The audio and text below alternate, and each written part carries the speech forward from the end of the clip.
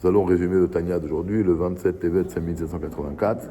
Le shiur sera pour le Srout de Dan Moshe Ben Chaya Miriam et Bezrat Hashem pour tous les soldats d'Israël là où ils se trouvent. Alors aujourd'hui, l'Admour Azaken explique encore une fois que le tzaddik, la raison pour laquelle il a un dégoût pour le mal, c'est une résultante de son amour pour Dieu. Alors le tzaddik amour, comme il a un amour infini pour Dieu, alors automatiquement son dégoût,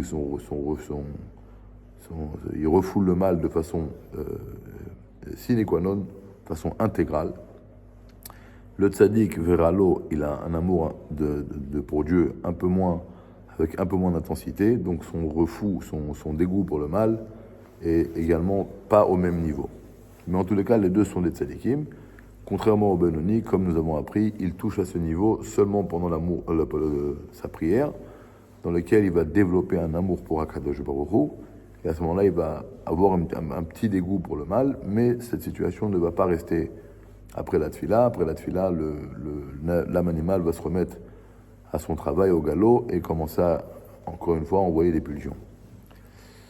Alors maintenant, l'Admour avec lequel il va répondre à une question. Dans le premier pérec, nous avons posé une question que Yov a dit « Dieu, tu as créé les tzadikim, et Dieu, tu as créé les rechaim. » Alors qu'on sait que c'est donné au libre arbitre de l'homme, c'est pas une chose qui est fixée d'avance. Alors, tu as créé des rechaim, ça l'Admour Azaken va résoudre cette énigme dans le pérec 27. Il a un petit peu touché à ça hier, mais on va pas mettre les choses en avant, on va attendre d'arriver là-bas. Là, maintenant, il dit, maintenant, on va comprendre pourquoi il a écrit « Dieu a créé les tzadikim ». Il y a des gens qui sont nés avec un niveau pour être un tzadik. Alors, ça ne veut pas dire qu'ils n'auront pas un libre arbitre. Ils auront un libre arbitre. Ils auront un travail à faire. Mais c'est comme un enfant qui va naître avec une morphologie qu'il est déjà apte à être un basketteur ou un boxeur. Sa morphologie, elle donne déjà un avantage. Le tzadik, il est né avec une neshama de tzadik. Si on va aller là où les enfants naissent, il n'y a pas écrit sur les bébés qui est né pour être tzadik ou benoni, mais en tous les cas, c'est comme ça.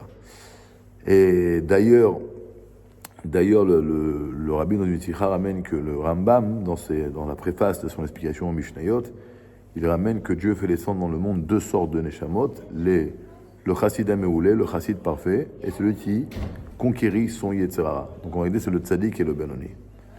Pour avoir une petite histoire, une petite anecdote sur un enfant qui naît déjà avec un niveau de tzadik, qui va le tzadik Israël Miroujine, quand il est passé avec son papa devant une prison quand il était enfant, il a demandé à papa, c'est quoi cet immeuble? Il lui a dit, ça c'est une prison. Il dit, c'est quoi une prison? Il dit, on enferme les gens qui sont dangereux pour la société. Il a dit, pourquoi il y a des barreaux, papa? Il dit, pour pas qu'ils se sauvent.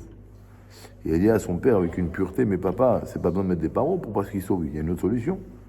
Son père lui a dit, ah bon, quelle solution tu as, à part les barreaux pour pas qu'ils se sauvent? Il lui a dit, tout simplement, papa, si on ne va pas leur mettre à côté de leur lit le matin un étilat yadaïm avec un récipient pour qu'ils se lavent les mains, ils ne pourront pas se lever du lit. Alors ça, c'est un enfant, il est déjà né avec un niveau de tzaddik. Bezrat Hashem, on continuera demain.